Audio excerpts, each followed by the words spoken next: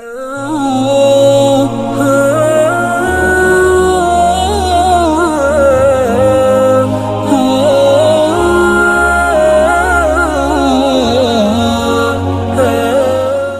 tiap surah itu biasanya memiliki kekhasannya tersendiri.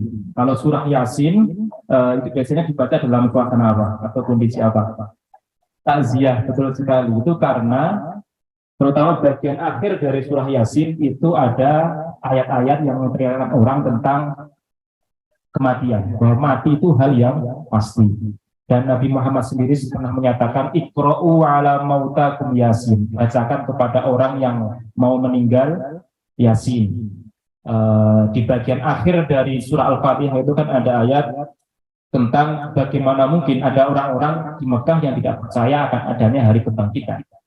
Dan pada pertemuan yang lalu kan saya menyampaikan kalau orang tidak percaya akan adanya hari akhir, niscaya amal baik dan buruk itu akan sama saja karena tidak ada balasannya.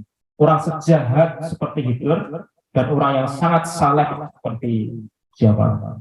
Punya orang yang sangat saleh itu nanti pada akhirnya sama saja, sama-sama jadi bangkai jika tidak ada hari akhir. Nah, surah Yasin itu memperingatkan tentang kematian dan apa yang akan terjadi setelah orang dikubur. Nah, surah Al-Mulk itu sebenarnya Nabi Muhammad jauh lebih sering membaca surah Al-Mulk daripada surah-surah yang lainnya. Bahkan satu riwayat menyatakan Nabi Muhammad biasa membaca surah Al-Mulk setiap malam sebelum tidur. Pernah dengar ya? Ya, salah satu alasannya karena surah Al-Mulk itu menceritakan tentang, kalau surah Yasin tentang kematian, surah Al-Mulk tentang kehidupan. Tabarakalladzi biyadihil mulku wa huwa ala kulli syai'in qadir. Maha suci Allah, maha suci Dia yang dalam kekuasaannya, yang segala hal ada dalam kekuasaannya, dan Dia kuasa atas segala sesuatu. Alladzi khalaqal mauta wal hayata liyabluwakum ayyukum ahsanu amala. Yang menciptakan kehidupan dan kematian untuk menguji siapa di antara kalian yang lebih baik amalnya. Jadi ini memberikan pelajaran tentang bahwa pada hakikatnya hidup itu ujian, dan kalau mau diringkas sebenarnya apa yang terjadi dalam kehidupan itu dua saja. Seperti yang disampaikan oleh Nabi, di antara ciri-ciri orang beriman itu idza asabathu sarra syakara, ketika dia ditimpa oleh hal yang menyenangkan maka dia bersyukur, wa idza asabathu dharra sabara, dan ketika hal yang menimpanya itu sesuatu yang menyusahkan maka dia bersabar. Semua peristiwa yang terjadi dalam kehidupan itu tidak akan lepas dari dua hal itu. Kalau menyenangkan ya bersyukur, kalau susah ya bersabar. Ya. Syukur atau sabar. Alladzi khalaqal mauta wal hayata liyabluwakum ayyukum ahsanu amala. Alasan pertama karena ini lebih banyak tentang kehidupan, tentang bersabar. Terus yang kedua, mengapa Rasulullah itu membaca ini sering? Karena ini biasanya ayat yang dikaitkan dengan ketika seseorang berada dalam situasi yang akan menghadapi hal yang bisa terjadi. Something big is gonna happen to someone's life. Biasanya dibaca ketika orang punya banyak hajat. Jadi kalau surah Yasin itu dibaca orang ketika ada takziah, waqiah itu biasanya untuk jalbul rizki, biar mendapatkan keberkahan rizki. Tabarak itu kalau orang punya hajat yang besar. Saya belakangan lebih sering membaca tabarak dibanding yang lainnya. Biasanya orang kalau mau punya anak itu kan bacanya apa? Surah Yusuf dan Maryam ya. Kalau perempuan Maryam, kalau istrinya mau melahirkan laki-laki surah Yusuf. Tapi kata guru kami itu surah Yusuf itu sebenarnya cerita dari seorang anak yang banyak menghadapi cobaan dalam hidupnya. Nah, cerita Nabi Yusuf itu bagaimana? Masih kecil, saudaranya ada 12, dia dicemburui oleh saudara yang lainnya karena dia paling disayang oleh orang tuanya. Akhirnya ada konspirasi oleh saudaranya untuk membuang anak itu. Jadi masih kecil, dibuang, dimasukkan ke dalam sumur, dijual sebagai budak. Itu nasib anak yang tidak menyenangkan. Tapi itu karena beliau nabi ya. Nabi itu tidak seperti umumnya orang biasa. Kalau cuma ujiannya biasa ya jadi orang biasa. Tapi untuk jadi nabi ujiannya harus luar biasa. Iya, dibuang, dijual jadi dijual jadi budak, itu cerita Nabi Yusuf. Meskipun nanti pada akhirnya yaitu Nabi Yusuf kemudian penjara dulu kan, di penjara dulu dituduh berzina bahkan sama Siti Zulaikha. Tapi kemudian nanti Nabi Yusuf bisa berhasil keluar dari penjara dan menjadi perdana menteri di Mesir dan berhasil kembali bersama keluarganya itu kan. Itu cerita sebenarnya tentang siklus kehidupan. Semua orang yang mau mendapatkan kejayaan, mau mendapatkan kesuksesan dan hal-hal yang menyenangkan, dia harus rela berpahit-pahit dahulu. Dan surah Yusuf itu kan juga berkaitan dengan kehidupan Nabi Muhammad sendiri, yang di awal dakwah beliau itu banyak susahnya. Tapi begitu menjelang di akhir nanti akan ada hal-hal yang menjadi reward, balasan dari kesusahan yang melandanya pada awal-awal dakwah beliau. Jadi kurang lebih itu dengan surah Yusuf Allah memperingatkan kamu jangan susah dulu karena nanti pada akhirnya akan ada inna ma'al usri yusra, beserta kesusahan ada kemudahan. Alam masyruh itu.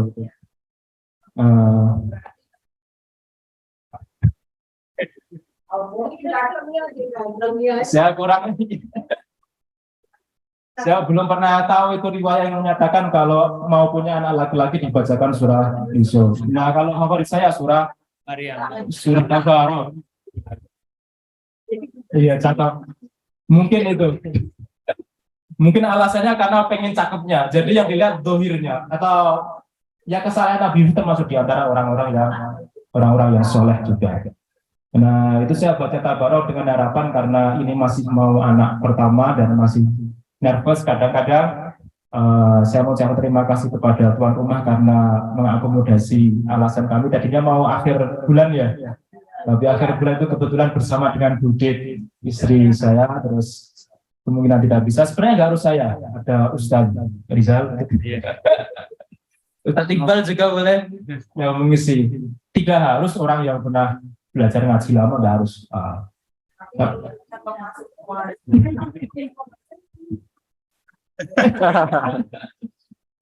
Ya, itu.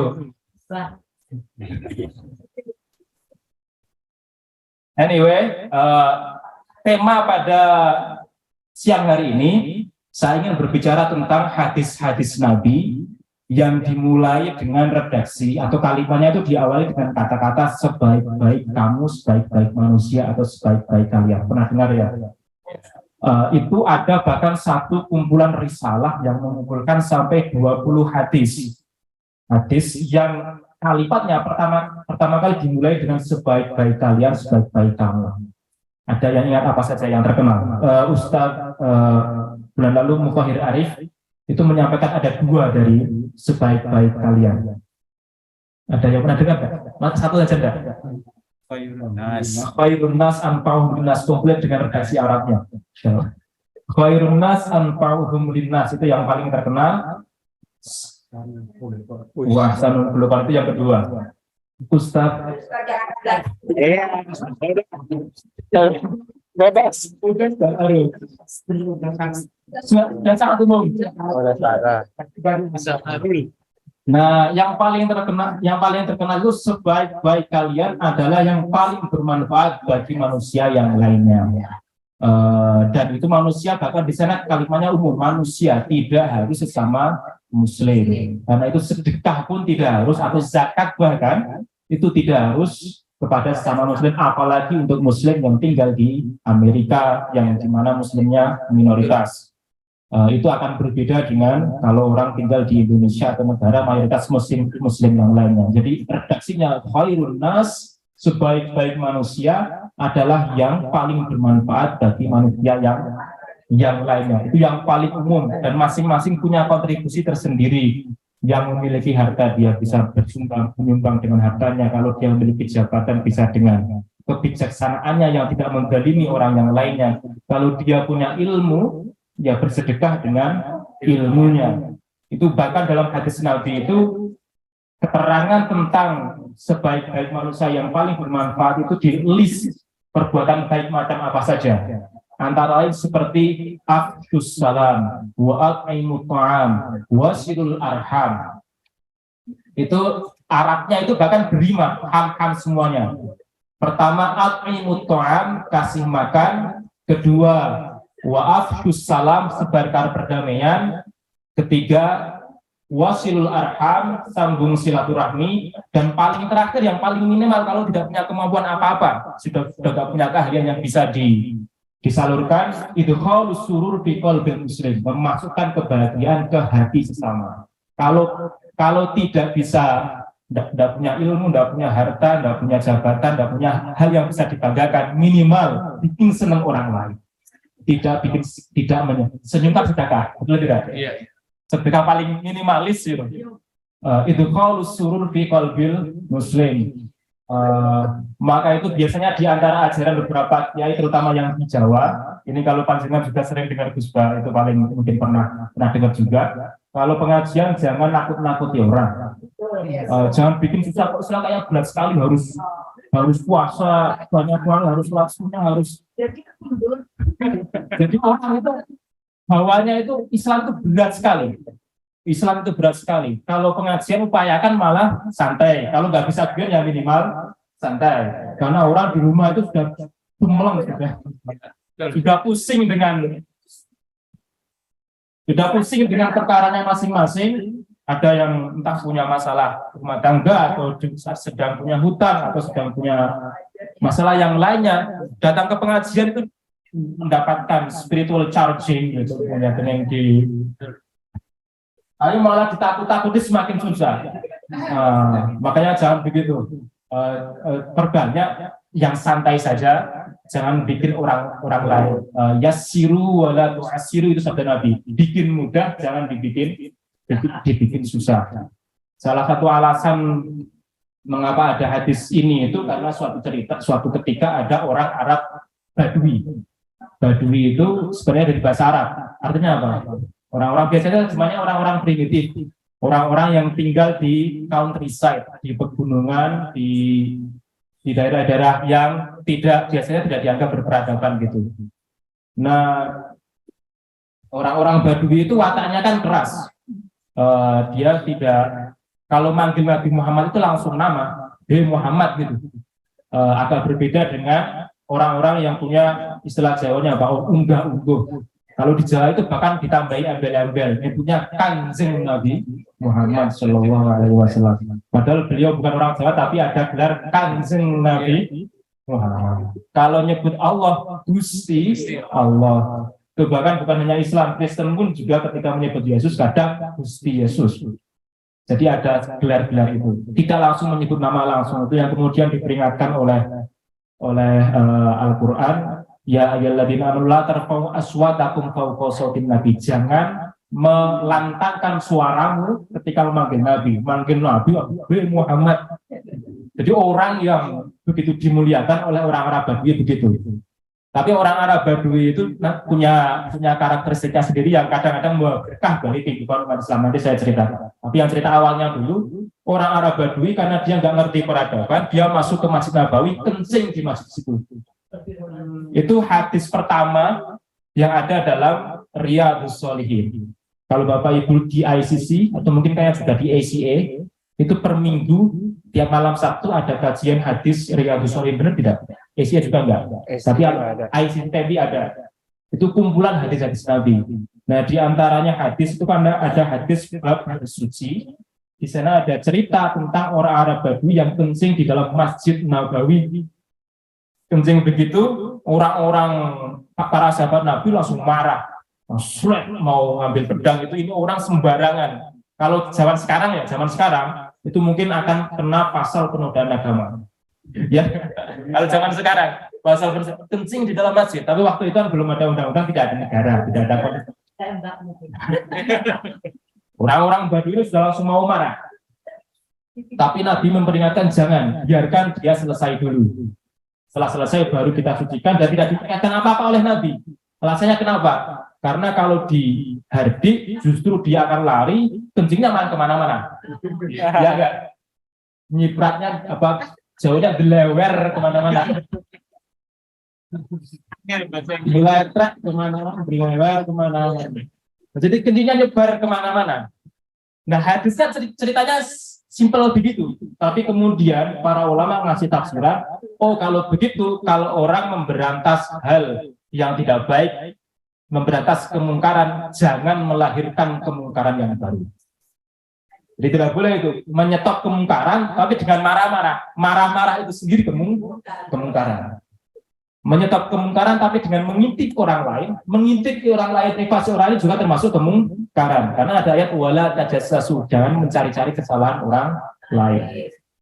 Jadi menyetop kemungkaran, jangan sampai melahirkan kemungkaran yang baru. Terus yang kedua, kalau punya agama tidak perlu disampaikan dengan cara yang bentak-bentak, marah-marah. Orang Arab Badui itu memang wataknya begitu, kita biarkan saja, sudah nanti dia selesai, setelah selesai baru kita bicarakan, ajak bicara baik. Hadis yang ketiga itu sebenarnya hadis ada dalam bab bersuci. Hadis untuk menjelaskan bahwa kencing itu najis. Tapi pelajaran yang bisa diambil banyak sekali. Itu orang Arab Badui. Kadang-kadang ceritanya agak orangnya serampang. Cerita yang lainnya dari orang Arab Badui itu, pada suatu ketika Nabi Muhammad itu sedang memberikan khutbah, bukan khutbah Jumat tapi khutbah biasa, pengajian biasa saja, cerita tentang hari kiamat, ceritakan dahsyatnya hari kiamat. Itu di juz amma itu kan banyak sekali ayat surat-suratnya tentang hari kiamat, ketika nanti bumi berguncang, bumi tanah memuntahkan lavanya, perputaran peredaran matahari sudah tidak kacau lagi, guntur, petir dan semacamnya. Para sahabat itu pada nangis semua, kecuali satu orang Badui, dia malah tak tertawa. Ini Nabi Muhammad itu cerita tentang hari kiamat, tapi nggak bilang tanggalnya kapan. Biasanya kan orang kalau mau cerita tentang sesuatu yang besar, dia akan cerita terjadinya kapan kan? Wah, akan terjadi pemilu nanti akan begini-begini, tapi kapan? Ya ditanya. Oh, nanti akan terjadi hal yang besar pokoknya. Tapi biasanya orang akan menceritakan kapan. Nah, orang Arab Badui, dia yang lainnya pada nangis, dia angkat jari sendiri tanya, ya Rasulullah, kapan itu terjadinya? Nah, Nabi Muhammad tidak menjawab langsung dengan kapan, tapi menjawabnya dengan mata aqdataha. Apa yang sudah kamu siapkan untuk bekal nanti pada hari kiamat. Kemudian orang Badui itu menyatakan, waduh saya tidak punya amal apa saja. Ya, Islam saya Islam pas-pasan, kurang lebih gitu. Ya pokoknya rukun Islam saya jalankan begitu saja. Tapi saya punya satu hal, aku cinta engkau wahai Rasulullah. Uhibbuka ya Rasulullah. Kemudian Nabi Muhammad menyatakan, anta ma'aman ahbabta. Engkau nanti akan bersama orang yang engkau cintai. Gitu. Nah, terus hadis ini, cerita ini kan didengar oleh begitu banyak orang. Itu akan berbeda ceritanya kalau sebuah cerita hanya didengar satu orang. Tapi kalau didengar oleh begitu banyak orang, itu statusnya menjadi hadis yang mutawatir, karena bisa diproses dengan sahabat yang lainnya. Anta ma'aman ahbabta. Jadi kalau orang tidak memiliki amal-amal besar yang bisa dibanggakan, jarang sekali puasa sunnah, jarang sekali sholat tahajud, karena ya kita berbeda. Hidup di Amerika itu berbeda dengan hidup di Indonesia. Agak susah untuk bisa sesaleh di Indonesia. Kalau di Indonesia orang dengan adat mau sholat gampang ingatnya, jalan kemana-mana mudah nemu masjid, mau puasa lingkungannya kondusif, lingkungannya mendukung. Di Amerika tantangannya lebih berat. Meminta orang Muslim di Amerika untuk sesaleh di Indonesia itu kurang realistis. Jadi minimal menjalankan rukun Islam, yang kedua cinta kepada Rasulullah Shallallahu Alaihi Wasallam. Dan karena kebetulan ini bulan Maulid, itu bulan yang baik untuk mempelajari sirah Nabi Muhammad Shallallahu Alaihi Wasallam. Karena kadang-kadang di fenomena masyarakat Muslim modern, mereka jauh lebih tahu, terutama yang laki-laki dan gila bola, lebih tahu Cristiano Ronaldo, Lionel Messi. Tahu dari kapan dia lahir di mana, negaranya mana, trofinya sudah berapa, rekor yang dia ciptakan berapa, pacarnya siapa, bahkan sampai sedetail itu. Pacarnya siapa, bahkan selingkuhannya barang juga siapa, dia punya anak berapa saja, tahu itu. Nah, tapi ketika ditanya tentang detail-detail kehidupan Nabi Muhammad SAW, maka lupa. Itu kalau laki-laki biasanya karena bola ya itu tahunya. Kalau perempuan apa? Artis apa? Itu Nicholas Saputra atau siapa? Saya hafal ya. Nah itu anta ma'aman ahbabta. Nah, itu satu ulasan tentang tadi hadis yang saya sampaikan di awal mengenai khairun nas anfa'uhum linnas. Sebaik-baik kalian adalah yang paling bermanfaat bagi sesama. Itu satu versi. Ada 20. Saya pada hari ini mau menyampaikan 5 saja, dari yang besar sampai yang agak minimalis. Itu yang terkenal. Yang kedua apa? Yang paling populer kalau pernah dengar. Yang kedua misalnya khairukum man ta'allamal Qur'an wa 'allamahu. Sebaik-baik kalian adalah yang belajar Al-Qur'an dan mengajarkannya. Khairukum man ta'allamal Qur'an wa 'allam, yang belajar Al-Qur'an dan mengajarkannya. Ada beberapa alasan mengapa orang yang belajar Al-Qur'an dan mengajarkannya itu mendapat kemuliaan. Yang pertama karena Al-Quran itu menjadi satu bukti otentik dari ajaran Islam dari sejak awal sampai sekarang itu di-preserve, dirawat, dijaga. Itu satu hal yang that Muslims can be proud of about the religion, is that their scripture it has been preserved, dijaga dari awal sampai akhir, bahasanya masih sama, dijaga oleh orang yang begitu banyak yang menghafalkannya. Itu satu hal yang nggak ada tambahan, nggak ada kurang dari generasi-generasi. Satu hal yang agama lainnya itu tidak memiliki. Lain dengan Bible. Bible itu tidak dalam bahasa English, tidak dalam bahasa Latin, tapi dalam bahasa Aramaik. Yesus itu berbicara, Nabi Isa berbicara dalam bahasa Aramaik. Tapi Nabi Muhammad berbicara dalam bahasa Al-Quran, Al-Quran dalam bahasa Al-Quran, terjemahan Al-Quran tidak dianggap sebagai Al-Quran, karena yang otentik adalah dalam bahasa Arabnya, dan itu dijaga oleh berapa juta penghafal Al-Quran. Fakta bahwa ada begitu banyak orang yang menghafal Al-Quran itu sendiri adalah mukjizat bagi Al-Quran. Itu tidak ada berapa banyak buku, atau berapa kitab suci, atau ada kitab suci di agama yang lainnya, yang berbeda bahasa dihafal oleh begitu banyak orang. Tidak ada selain Al-Quran. Itu satu hal yang paling menjadi alasan mengapa orang yang belajar dan mengajarkan Al-Quran itu menjadi orang yang utama. Yang lainnya adalah terutama bagi saya secara personal itu selalu mengingatkan saya tentang betapa banyak guru-guru kita di Indonesia itu yang belum mengajarkan Al-Quran dengan voluntarily, dengan sukarela. Dan sebelum ada pendidikan formal yang lainnya di Indonesia, sebelum ada sekolah, sebelum ada universitas pendidikan formal, itu lembaga pendidikan paling awal di Indonesia itu apa? Pesantren. Dan itu bermula dari madrasah-madrasah kecil yang mengajarkan Al-Quran, yang itu biasanya orang yang mengajarkannya bahkan tidak dibayar. Guru saya itu yang mengajarkan saya pertama kali baca Al-Quran itu dari dulu sampai sekarang, di kampung, di kotaan, di musola yang kecil gitu, mengajarkan Al-Quran voluntarily. Dia menyediakan waktunya untuk umat. Itu yang kadang-kadang saya terus kemudian berpikir, ini energi apa yang memotivasi mereka bisa semacam itu. Bukan untuk mengglorifikasi kalau orang itu bekerja kemudian nggak digaji, enggak. Tapi yang poin saya adalah soal energinya seperti apa sehingga bisa membuat mereka seikhlas itu untuk mengajarkan Al-Quran dari generasi-generasi bertahun-tahun.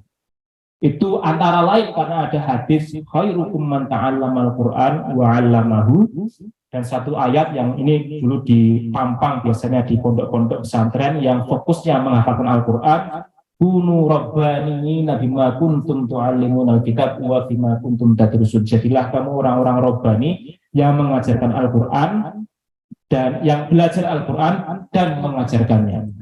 Khairukum man ta'allamal Qur'an wa 'allamahu.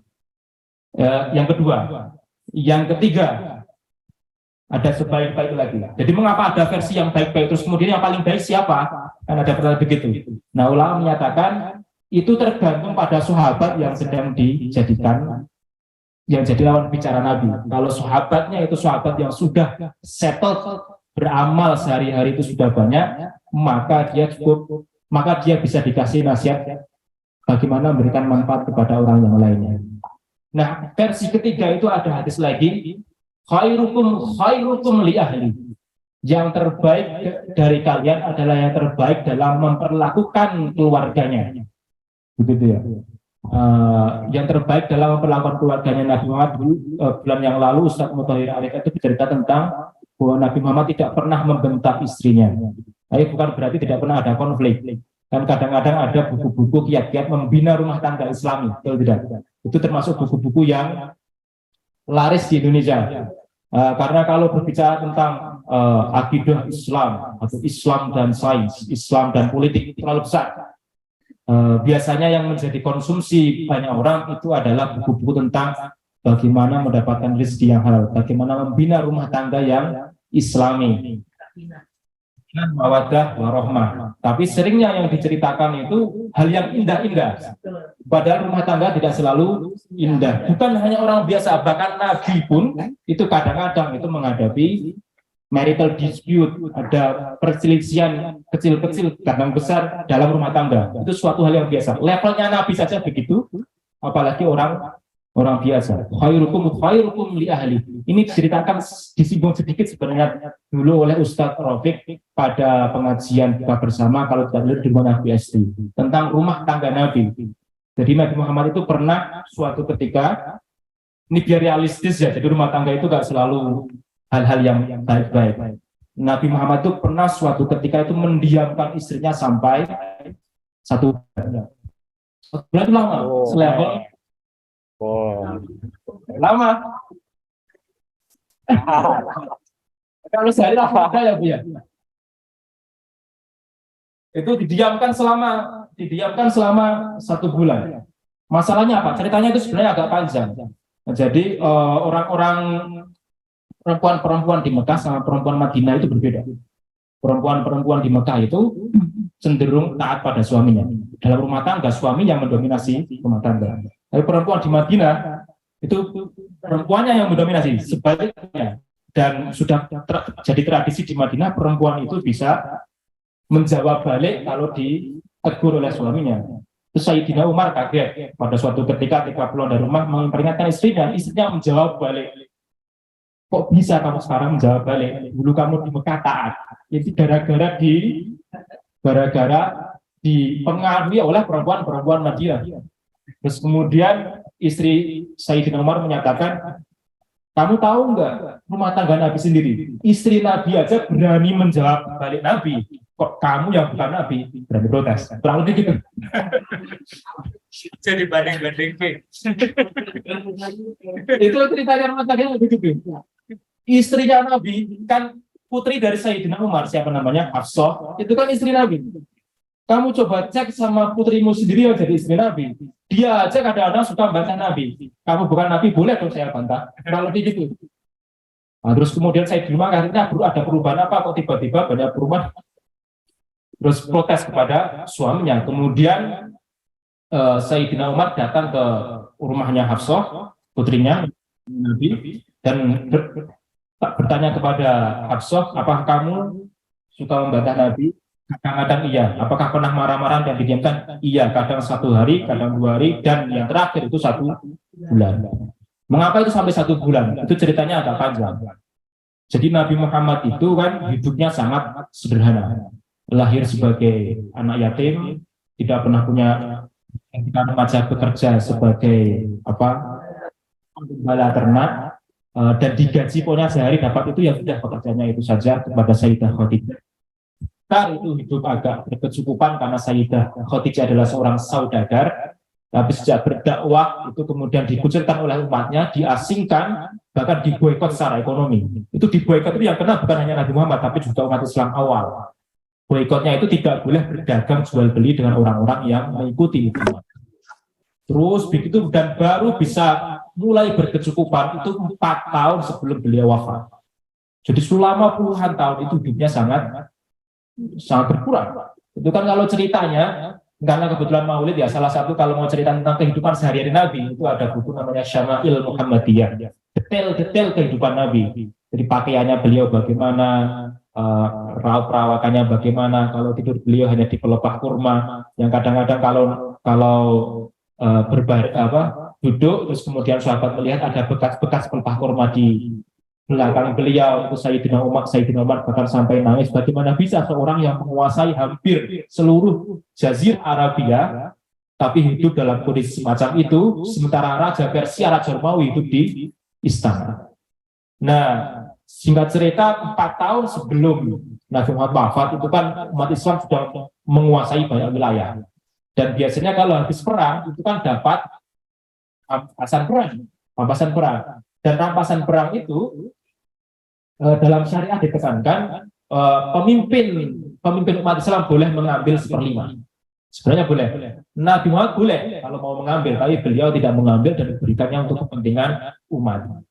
Nah, kurang lebih terus kemudian istri Nabi itu kan melihat istri-istri rumah tangga yang lainnya itu ekonominya mulai membaik. Mereka kan hijrah sebenarnya dari Mekah. Hijrah nggak bawa apa-apa, datang ke Madinah tidak punya apa-apa. Begitu sampai di Madinah, kemudian lihat yang lainnya setelah umat Islam menang perang, keluarga mulai membaik, ekonominya membaik. Tapi Rasulullah tetap begitu-begitu saja. Jadi istrinya kurang lebih pengen kenapa kita tidak memanfaatkan rampasan perang untuk keluarga kita biar kehidupan kita akan lebih baik lagi. Sesuatu yang halal. Boleh-boleh saja, bukan hal yang salah. Karena sudah menjadi kewajiban suami untuk memberikan nafkah kecukupan pada istri. Artinya ini bukan kemudian menurunkan derajat para istri Nabi, Ummahatul Mukminin, ibu dari orang-orang yang beriman. Nah, terus Nabi Muhammad kurang begitu berkenan dengan hal itu, dan kemudian beliau sebulan itu sampai berdiam diri di ruangan kecil yang dikhususkan kepada beliau di Masjid Nabawi. Berdiam di sana agak lama.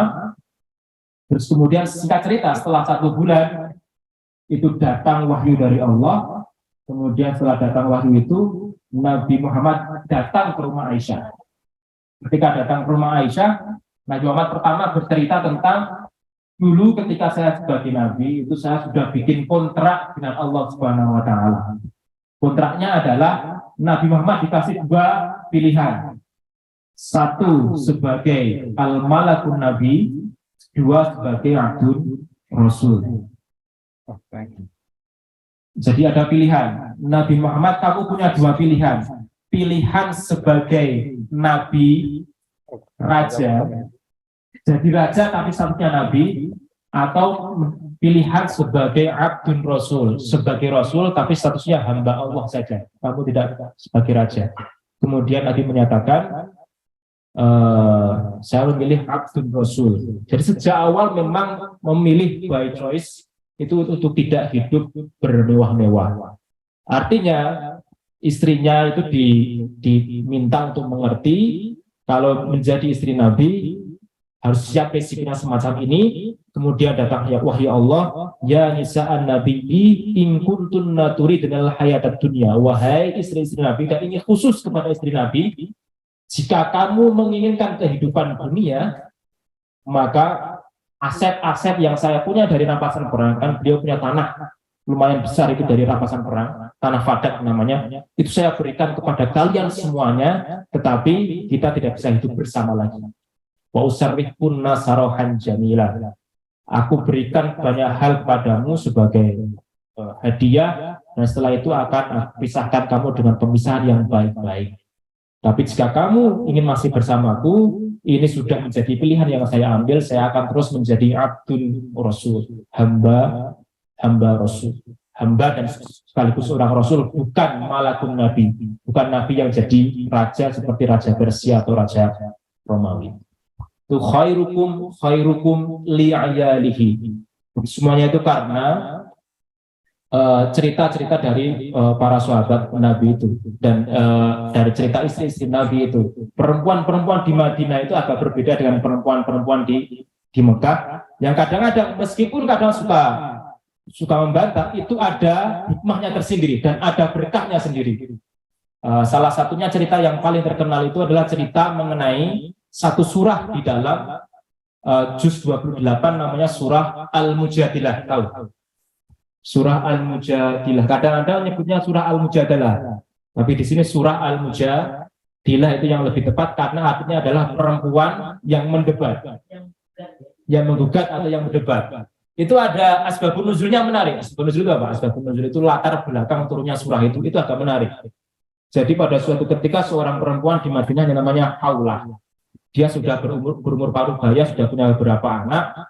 dia baru saja selesai dari haid, suci dan beribadah. Suaminya pulang dari perang, dia sedang pengen begitu, tidak perlu dijelaskan begitu. Dia pengen apa bahasanya gimana ya, pokoknya pengen dengan istrinya, tapi istrinya karena sudah lama tidak beribadah, dia pengen beribadah, akhirnya menolak. Tidak mau berhubungan badan dahulu karena sedang pengen beribadah. Tapi karena sudah begitu pengen dan suaminya kecewa sekali, akhirnya keceplosan bilang, engkau seperti punggung ibuku. Anta kau dohri ummika, engkau seperti punggung ibuku. Nah, di Arab itu, Arab zaman Nabi terutama, ketika orang menyatakan kamu seperti punggung ibuku, itu dianggap setara dengan talak. Ya udah, setara dengan talak. Artinya kalau sudah talak, sudah tidak bisa berhubungan badan lagi. Setara dengan talak. Itu makanya jadi dalam fikih itu antara fikih keturunan syariah ya, antara budaya di Indonesia dengan budaya di Arab akan berbeda. Kalau di Indonesia orang menyatakan kamu seperti ibuku, itu kurang lebih artinya apa? Kamu menyayangiku sebagaimana ibuku menyayangiku. Tapi kalau di Arab kamu seperti punggung ibuku, itu sudah dianggap setara talak. Saya kurang tahu alasannya bagaimana, tapi budayanya semacam itu. Jadi agak berbeda. Kalau di Indonesia itu megang kepala itu dianggap nggak sopan, iya kan? Karena kepala itu kurang jauhnya punya mustoko, mahkotanya orang, jangan disentuh, itu tidak sopan. Tapi kalau orang Arab itu kalau dia suka sama orang, dipegang kepalanya, dipegang zigonya, diciumi keningnya. Jadi bisa bayangkan dulu kiai kami itu umroh di Madinah, santri-santrinya ngantarin, itu nggak berani kan, paling duduk aja lebih rendah cium tangan. Tapi orang Arab karena suka, dia pegang kepalanya dicium. Orang Jawa kan kaget, ini orang gak sopan. Budayanya beda. Yang lainnya lagi misalnya istilah kayak panjang tangan. Di Indonesia itu panjang tangan artinya apa? Suka mencuri. Tapi dia ada panjang tangan dermawan artinya. Karena suka ngasih. Kebalikannya. Dulu itu di antara keluarga Nabi itu ada, Nabi pernah mengatakan di antara keluargaku nanti yang paling segera menyusulku setelah aku wafat adalah yang paling panjang tangannya. Paling panjang tangannya itu maksudnya bukan yang paling, bukan maksudnya yang suka mencuri, bukan, jelas keliru, tapi yang paling dermawan. Nah, kembali ke cerita tadi itu karena suaminya Haulah itu mengatakan itu memang setara talak. Kemudian selang berapa lama mereka menyesal, aduh saya keceplosan. Yang laki-laki mengadu kepada Nabi, ini bagaimana saya keceplosan, apakah ada diskon untuk pikirnya atau bagaimana? Nabi mengatakan sejauh ini ya belum ada wahyu. Jadi kalau Nabi tidak tahu ya mengatakan tidak tahu. Sejauh ini belum ada wahyu, ya, sehingga ketentuannya yang masih sama seperti ketentuan yang lama, itu akan setara dengan talak. Laki-lakinya karena sudah nggak berani bantah Nabi, akhirnya balik ke rumah. Istrinya masih belum terima, datang kepada Nabi, langsung kurang lebih melabrak Nabi. Karena kalimatnya mujadilah, menggugat Nabi kan. Nabi ini saya nggak terima, ini nggak fair. Kalau saya diceraikan dulu ketika masih muda, oke saja. Tapi sekarang saya sudah paruh baya. Sudah gak banyak laki-laki yang mungkin akan menikahi saya kalau saya ditalak. Saya punya anak, laki saya nggak becus ngurus anak-anak saya. Dan kalau saya ditalak, siapa yang akan menafkahi keluarga kami? Siapa yang akan menafkahi anak-anak kami? Ini nggak fair, tolong direvisi, tolong bicara kepada Tuhanmu untuk mengganti hukumnya. Beda kan? Jadi yang laki-laki langsung terima begitu saja. Sudah, pokoknya begitu ya sudah, saya nggak bantah lagi. Tapi yang perempuan, makanya suratnya mujadilah. Terus saya pokoknya mau lapor, mau bicara kepada Tuhan, pulang dia salat berdoa kepada Tuhan, ya Allah ini hukum nggak fair. Tolong bagaimana caranya dikasih jalan keluar. Maka kemudian turunlah wahyu Allah, qad sami'allahu qaulal lati tujadiluka wa tashtaki. Allah telah mendengar perempuan yang menggugatmu dan dia mengadu padaku. Akhirnya setelah itu talaknya tidak jatuh tapi diganti dengan kafarah. Itu semuanya berkah dari perempuan yang tadi protes kepada nabi. Jadi tidak selalu hal-halnya itu adalah hal yang buruk.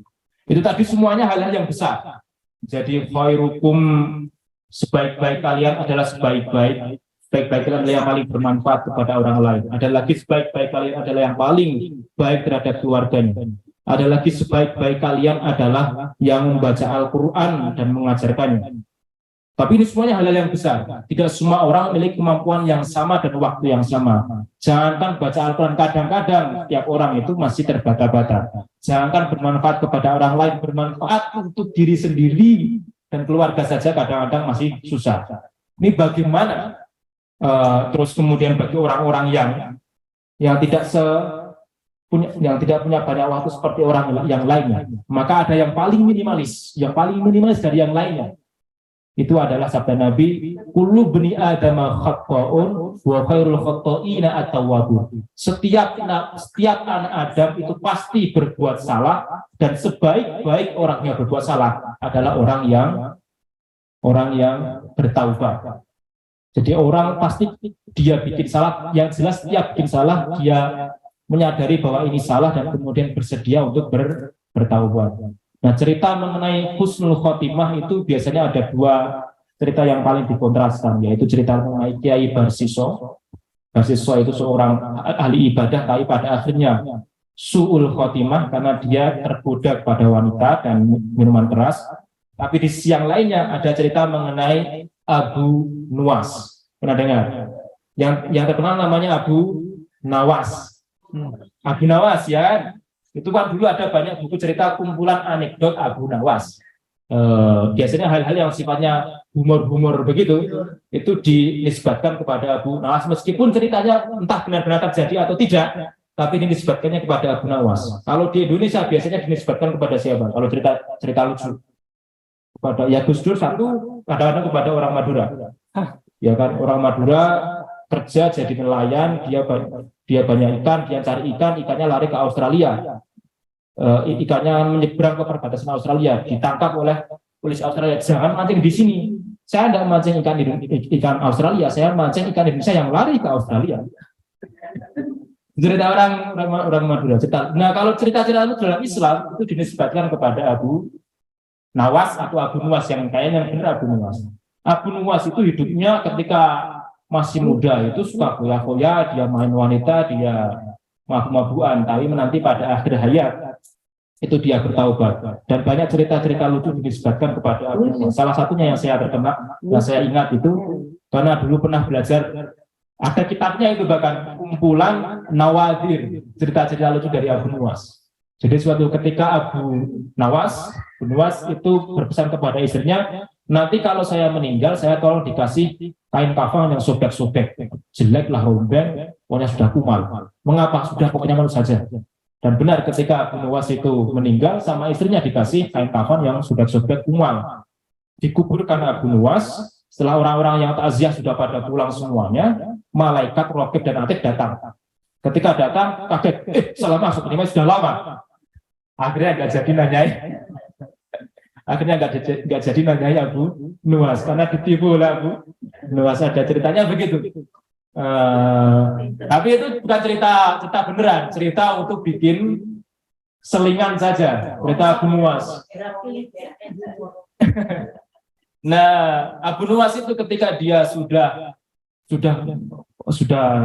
agak sepuh, kemudian mulai menyadari, dulu waktu saya ketika masih muda, saya habiskan waktu saya untuk berfoya-foya, sekarang saatnya karena menghadapi kematian, mulai merenungkan kehidupannya dan kemudian bertaubat.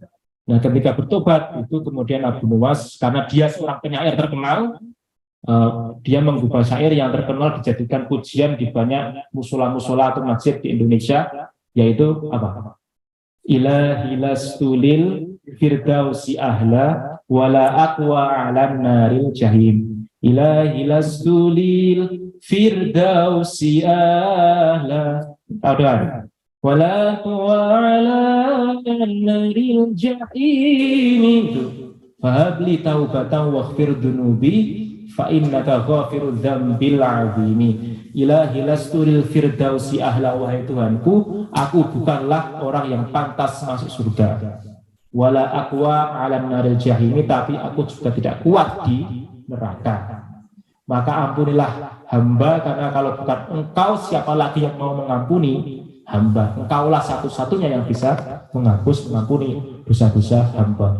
Jadi Abu Nuwas itu ketika masih muda itu banyak sekali dosanya. Saya tidak pantas masuk surga. Ilahi lastul firdausi a'la.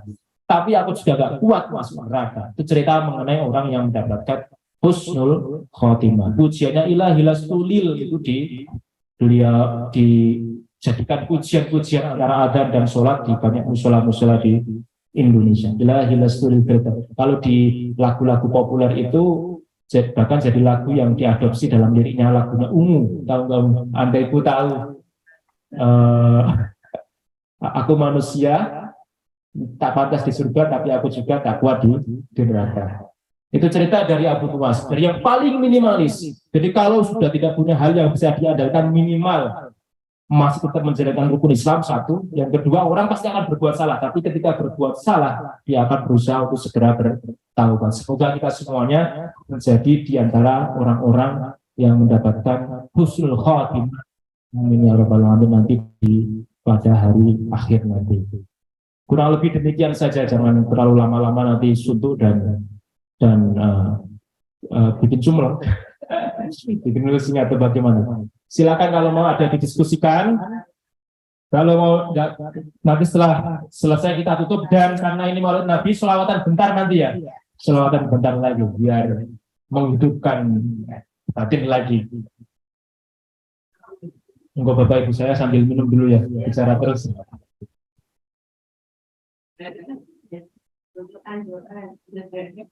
Aku dalam doa ya, kalau Ustaz di sini aja yang minta doa buat jemaah Islam, doain buat bapaknya Ustaz Fadli, tahu kan? Ustaz Fadli yang di Los Angeles, bapaknya sakit kanker. Siapa ditulis aja enggak? Namanya nggak tahu. Oh, Bapaknya mama dia. ya nanti kalau ini nanti doa ya. Bukan sakit. Dia lagi pulang ke Indonesia.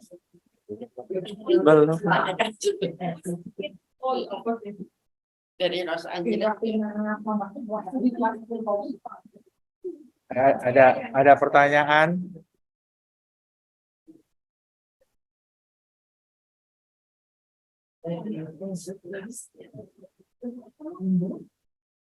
Bukan tanya pernikahan boleh ya? Kan tadi kalau nggak salah awalnya ada hadis-hadis yang sebaik-baiknya kamu adalah dia ada 28 tadi ya? Ya, punya summary-nya nggak Mas? Jadi di-share ke kita di kalau misalnya ada. Ya. Terima kasih. Bisa. Yang saya punya itu karena dalam risalah dalam bahasa Arab ya, perlu terjemahkan bentar dulu itu. Insya Allah saya malah bahkan pengen nge-share itu yang baru saya dapat di medsos itu tentang rekonstruksi rumah Nabi dan Masjid Nabawi zaman dulu. Oh iya. Jadi Mas itu bagus sekali. Nanti kapan-kapan saya share di grup itu. Insya Allah.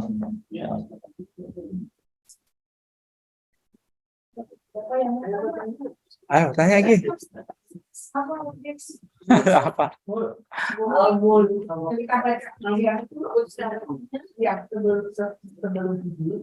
Katanya nanti bisa menerangkan tidur. Yang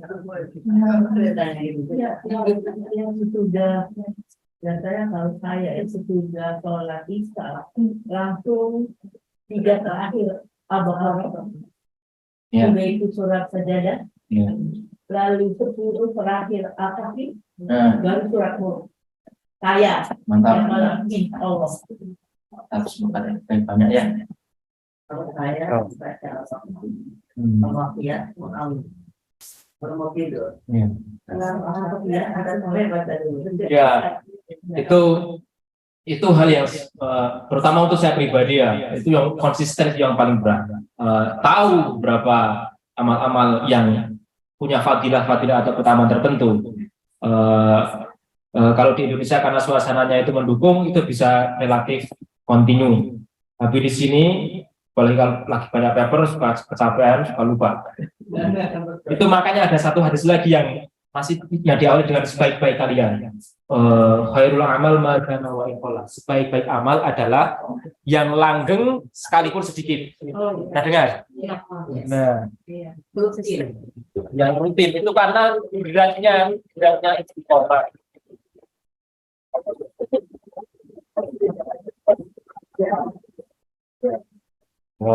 Ya istiqomah itu berat karena bahkan satu cerita hadis itu Nabi Muhammad pernah ditanya sama orang, saya tidak bisa punya banyak waktu tapi tolong dikasih nasihat bagaimana biar dia selamat dunia akhirat. Nabi mengatakan aminu tsumma istaqim, berimanlah kemudian istiqomah sudah.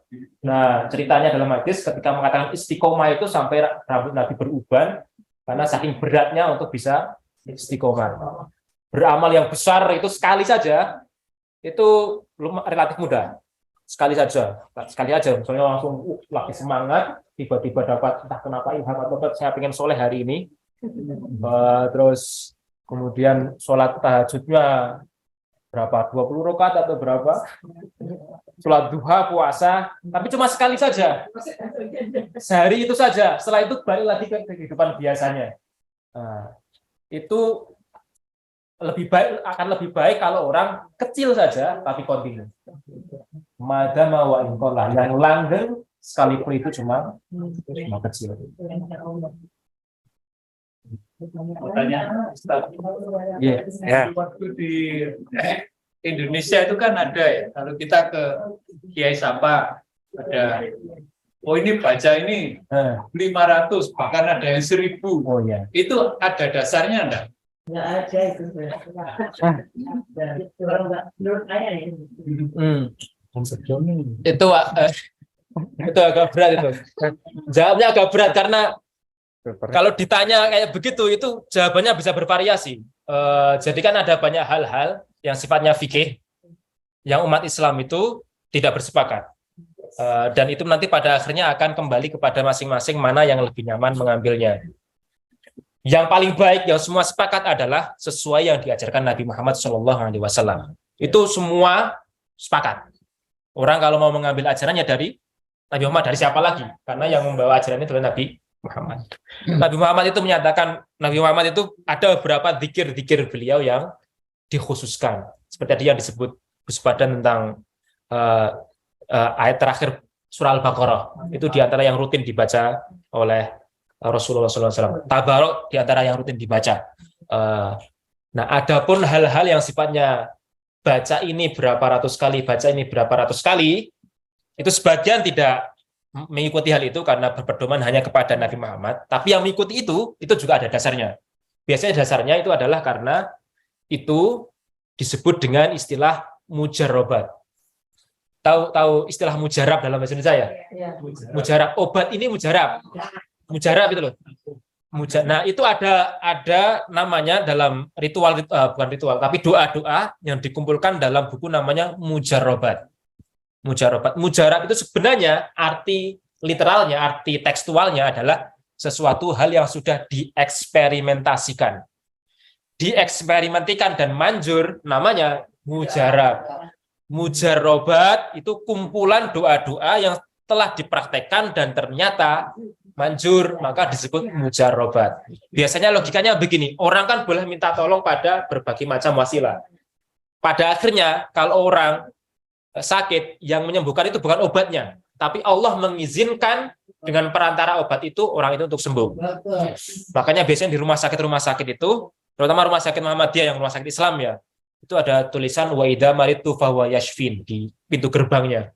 Nah, itu saya ingat karena dulu saya lahir di rumah sakit Muhammadiyah dan di pintu gerbangnya ada besar sekali. Ketika aku sakit, Allah yang menyembuhkanku. Jadi bukan obatnya, tapi dengan perantara obat Allah menyembuhkan seseorang. Nah, orang kan boleh meminta wasilah macam-macam. Boleh meminta perantara dari obatnya atau perantara dari doa-doa tertentu yang setelah dipraktekkan oleh banyak orang ternyata dia manjur dan mujarab. Maka disebut mujarrobat. Itu dasarnya. Jadi ada pilihan di sini, yang paling nyaman bagaimana? Saya pribadi nyaman dengan apa yang sudah diajarkan oleh Rasulullah. Ketika sedang suasana tidak nyaman, ada hal-hal yang bikin anxious gitu, tabarok, pikir-pikir yang lainnya. Tapi kalau mantap dengan yang begitu, juga tidak apa-apa. Itu ada Ada dasarnya. Pengen nanya nih. Ya. Ya, selalu dibeli kitab kuning itu yang gimana? Kitab kuning itu karena dulu kertas-kertas warnanya kuning, itu saja. Kertas-kertas putih kan baru belakangan. Dulu itu kertas-kertas rata-rata warnanya kuning, makanya kita digital dalam kertas-kertas warnanya kuning. Iya, mungkin ya, saya kurang tahu persis soal bahannya. Kertas biasanya putih itu di bleach, yang belum di bleach itu kan agak-agak kuning-kuningan. Arab, isinya Arab. Kita gundul yang tanpa harokat itu. Tapi bahasanya bahasa Arab untuk Bahasa Arab, bahasa Arab. Ya, bahasa Indonesia juga kan yang ada sebagian. Itu disebut istilahnya pegon, kalau pernah dengar. pegon. Aksara pegon itu aksaranya Arab, tapi bahasanya bahasa Melayu atau Indonesia. Pantesan Suginyur nggak tahu.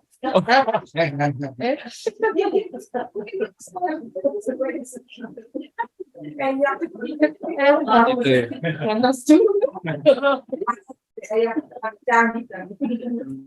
Nun sewu.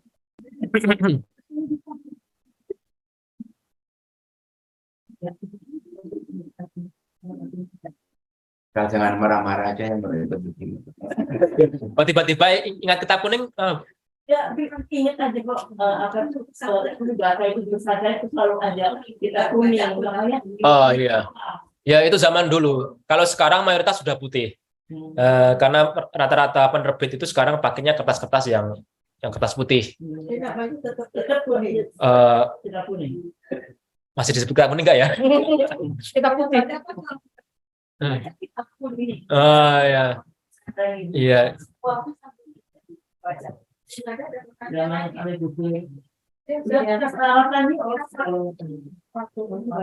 Doa dulu dan kita terus selawatan gitu ya. Kebetulan adanya request yang sakit, kebetulan juga ada dari teman kita juga yang tinggal juga. Mungkin doa ini ada doa apa ya umum ya kita doa untuk yang sudah meninggal yang sakit akan disembuhkan. Pokoknya silakan aja kita lagi seperti yang kita Sedang amin. dia juga mau mengucapkan banyak terima kasih untuk bapak-bapak yang udah nolongin saya. Beli saya, uang dibeli saya, beli saya mau tidak. Alhamdulillah karena bisa mengembalikan dari saya kembali buat saya beli. Berlimpah-limpah lagi rezekinya. Ini orang kita sini memang puasa itu kalau anak kasih juga semua ini bisa sebentar. Jadi itu bersalawatan. Ya, sebelum berdoa dengan wasilah dengan perantara Al-Fatihah, berkah Al-Fatihah, semoga yang sakit segera mendapatkan kesembuhan dan bisa bersama-sama kita lagi seperti sedia kala. Ala hadhihi niyyah wa ala kulli niyatin shalihah. Allahumma shfi anta syafi la shifaa illa shifauka shifaan la yughadiru saqama. Bisiril Fatihah. A'udzu billahi minasyaitonir rajim. Bismillahirrahmanirrahim. Alhamdulillahirabbil alamin arrahmanir rahim. Maliki yaumiddin. Iyyaka na'budu wa iyyaka nasta'in. Ihdinas siratal mustaqim. Siratal ladzina an'amta 'alaihim ghairil maghdubi 'alaihim waladdallin. Amin. Bismillahirrahmanirrahim. Alhamdulillahirabbil alamin. حمد الشاكرين حمد الناعمين حمد يوافي نعمه يكافئ مزيده يا ربنا لك الحمد كما ينبغي لجلال وجهك وعظيم سلطانك اللهم صل على سيدنا محمد صلاة تنجينا بها من جميع الأهوال والآفات وتقضي لنا بها جميع الحاجات وتطهرنا بها من جميع السيئات وترفعنا بها عندك على الدرجات وتبلغنا بها أقصى الغايات من جميع الخيرات في الحياة وبعد الممات اللهم أعنا على ذكرك وشكرك وحسن عبادتك اللهم أعنا على ذكرك وشكرك وحسن عبادتك اللهم أعنا على ذكرك وشكرك وحسن عبادتك اللهم اشفي أنت الشافي لا شفاء إلا شفاؤك شفاء لا يغادر سقما ربنا اغفر لنا ولوالدينا وارحمهما كما ربيانا صغارا ربنا آتنا في الدنيا حسنة وفي الآخرة حسنة وقنا عذاب النار سبحان ربك رب العزة عما يصفون وسلام على المرسلين والحمد لله رب العالمين